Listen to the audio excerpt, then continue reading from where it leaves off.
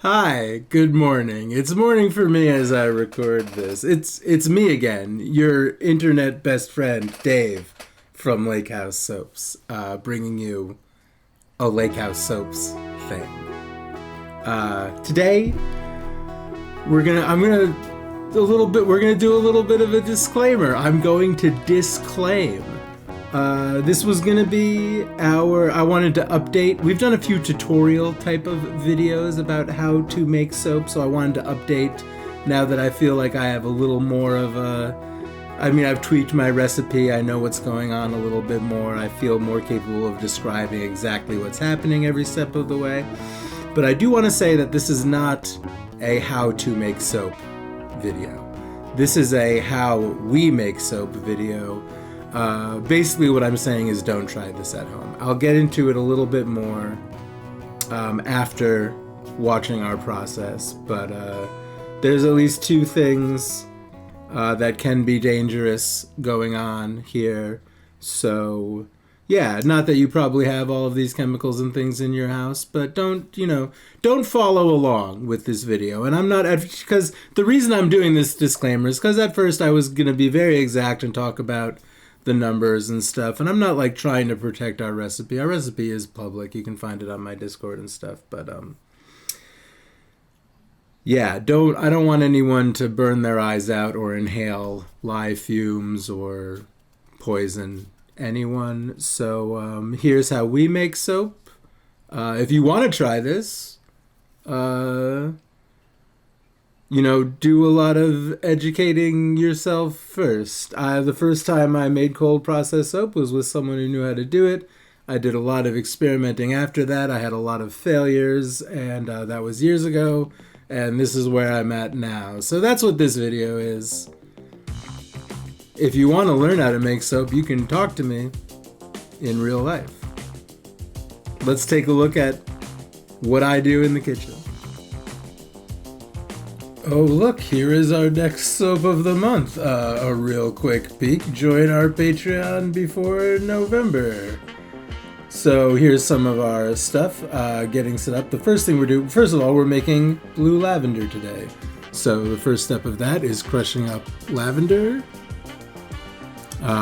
Which we get dried. And we crush it with a mortar and a pestle to get it out of its little pellet form and kind of break up the little lavender fibers and make them into little nice, fluffy, flowery, scrubby inclusions in our soap. I keep track of all of our numbers, our temperatures, and I write the recipe down every time to make sure that the correct amounts of everything are going in. And I've actually found this incredibly helpful, not just as a practice for keeping track of what's going on as it's going on, but also oftentimes I've had to look back and check particular recipes, because beyond the base recipe, different amounts of essential oils go in.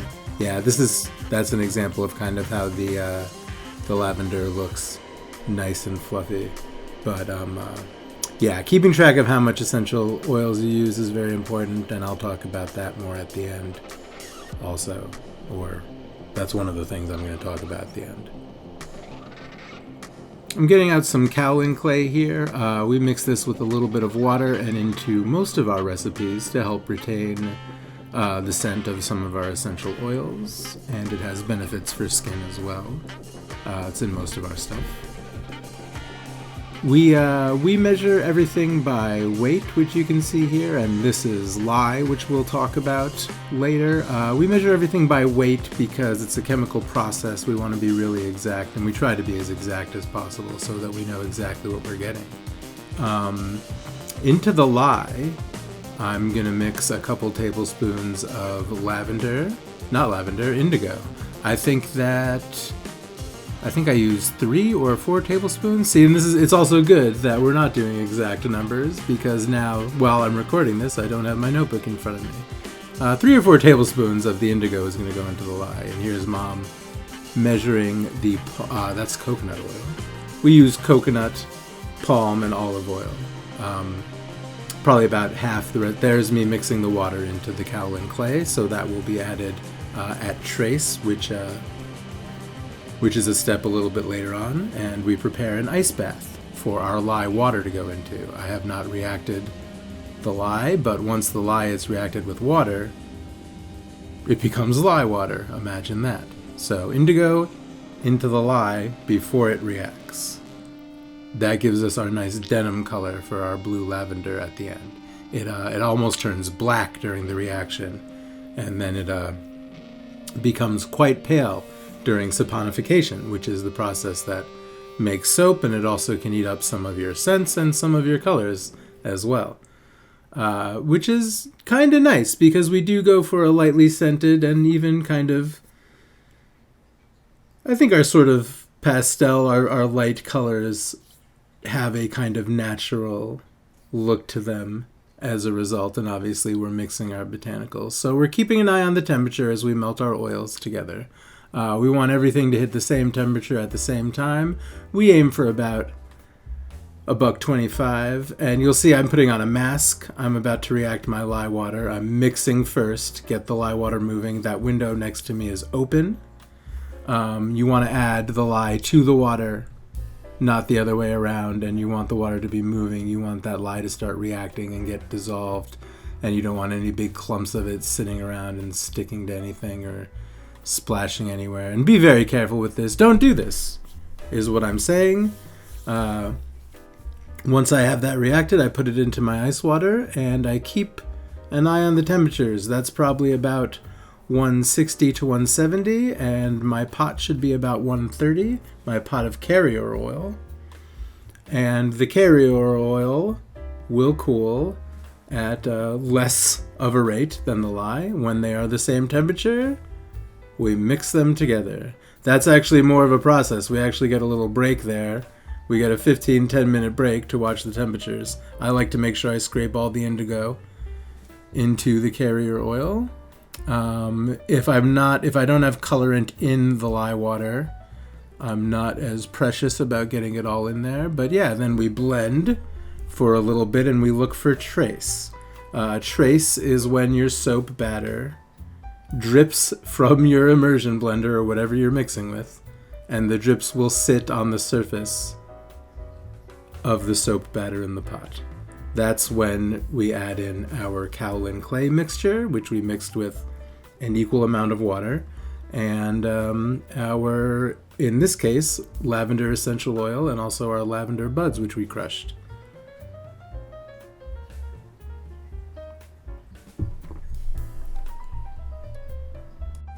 So there goes the kaolin clay into there. I spatula that out and get that pretty well mixed in, and it looks like we already threw the lavender in there, so we'll see if these videos are out of order or anything. But here comes the essential oil.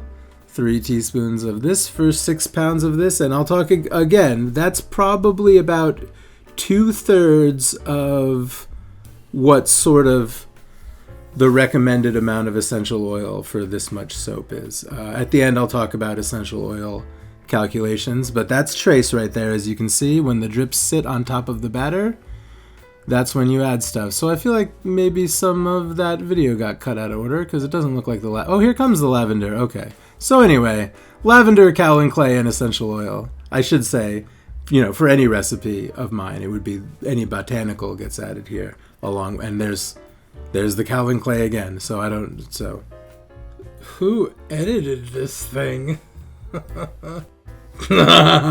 What's up, internet best friends? I'm an amateur soap maker and video maker. Yeah, so pour it into the mold. Yeah, look at that. There is our dark, it's kind of a gray.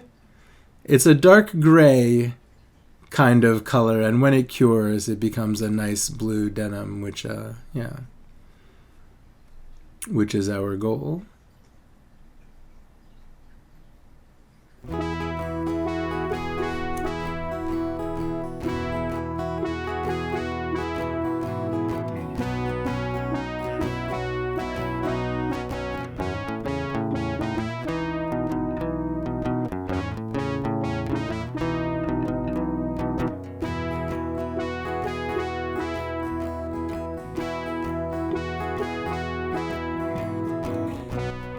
So we are just gonna scoop the last bit of it out, and I kind of slap it around a little bit and sort of tap the edges to make sure, to kind of hope that any bubbles are worked out of it.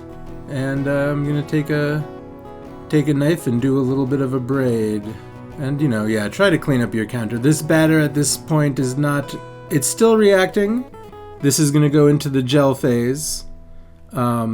And which is why we cover it and try to keep heat and moisture in there and let it all cook and continue to react. But the lye reaction has occurred, and still, what I'm saying is still make sure you're cleaning this up as you go. Don't leave any of this batter for anybody to touch. It's still hot, and it is also still reacting.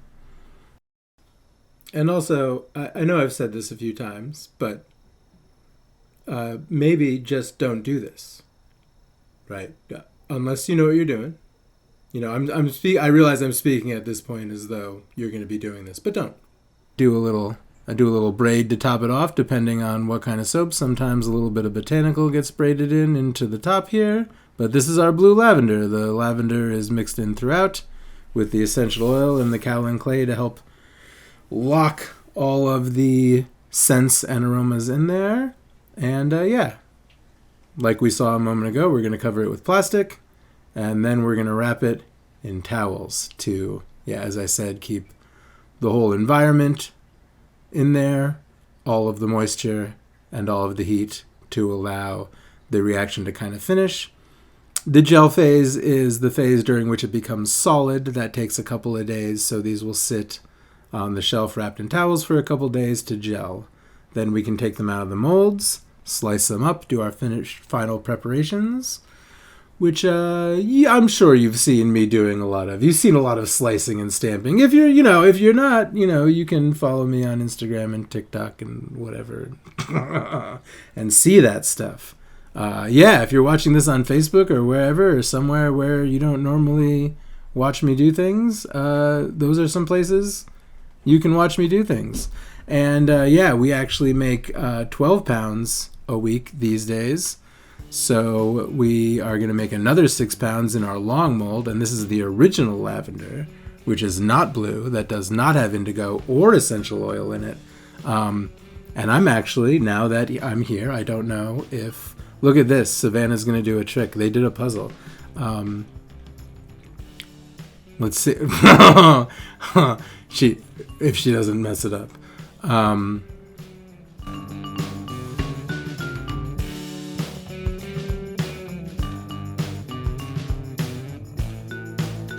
Very nice. Look, it didn't even fall apart at all.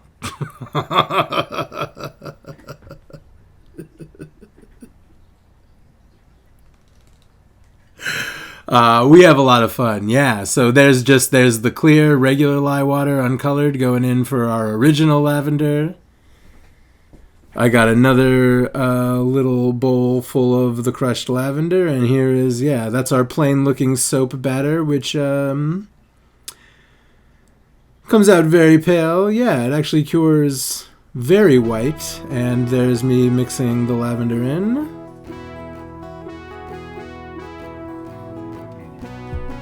Oh, wow.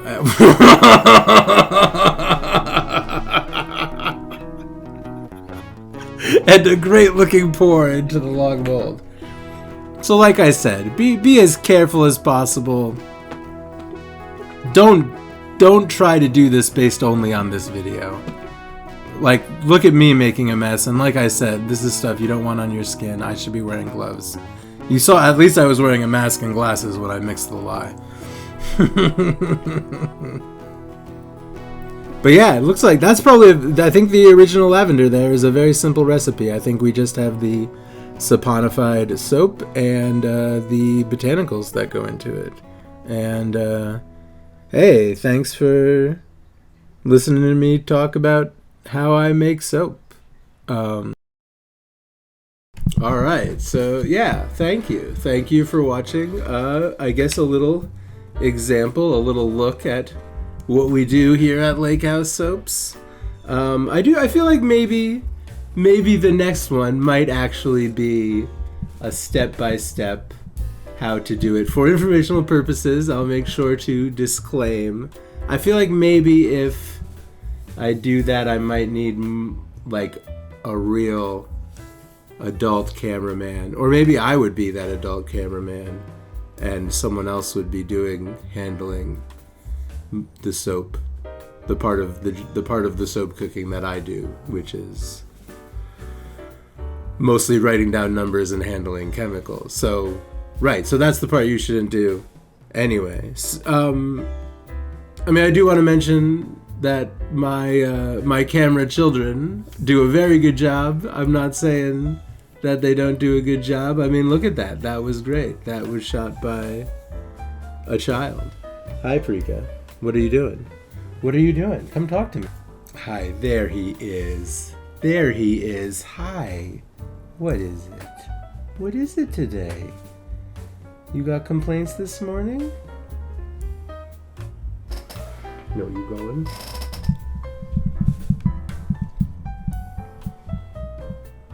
So, yeah, thank you very much to all of the children, and for Anna, who comes and sells with us, and to Anna, who comes and sells with us, and thank you to Pete and Josh, who make music for me that's in this video. So to finalize the disclaimers, I said I would talk about, more technical stuff at the end. We work with lye. Lye is, I think the term lye refers to some type of metallic hydroxide, which sodium is a metal. I use sodium hydroxide, which is referred to as soda lye. And like I said, maybe my next video will be talking about soda and the various things that word means. There's also potassium hydroxide, which is, if you've heard of people making soap out of their pot ash, the ashes from their stove. The word potassium comes from the word potash. But anyway, lye is extremely reactive to water because of the sodium content. I don't know if you've heard in chemistry class, if you throw a lump of sodium into water, it can be very volatile and even explode. So any moisture that gets near this chemical, it will react and immediately approach 200 degrees. So that is why it will burn your skin. When it reacts like this, it produces a poisonous fume. I don't know if it's, I don't know exactly what the gas is that's produced, but you should not breathe it in because it is caustic to your interior. So yeah, the main reason I don't want people in the kitchen, and the main reason you should not do this in your kitchen, you probably don't have any sodium hydroxide. Don't react it in your kitchen. The other thing is essential oils, which is not dangerous, but there are certain essential oils that you would not want to get in your eyes. I think that's really the main thing, and there are essential oil calculators. You can find them online. They're very easy to use if you kind of know what if you have a basic idea of how cold process soap happens, and if you understand the volumes and percentages, it's easy to use one of these calculators.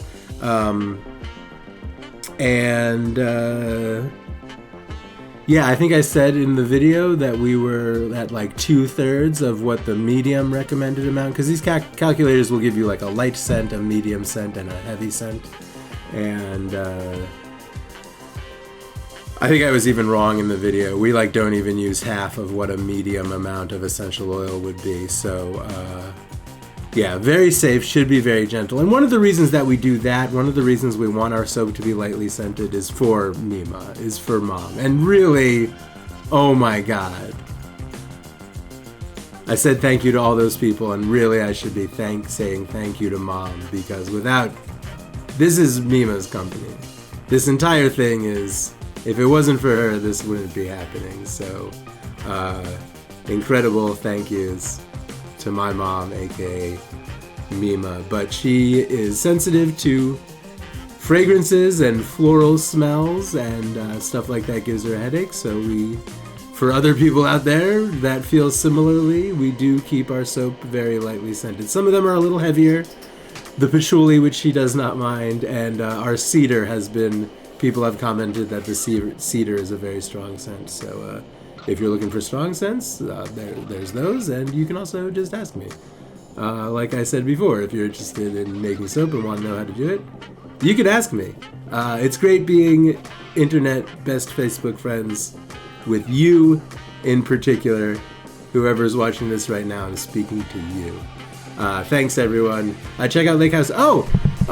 Hey, if you want to buy soap, if you want to look at, this is the first time you see the video of me making soap, I make videos of soap on Instagram and TikTok and other places. And also, if you scan this QR code, you can go right to my Etsy, which has no inventory in it right now because I'm doing a thing this weekend.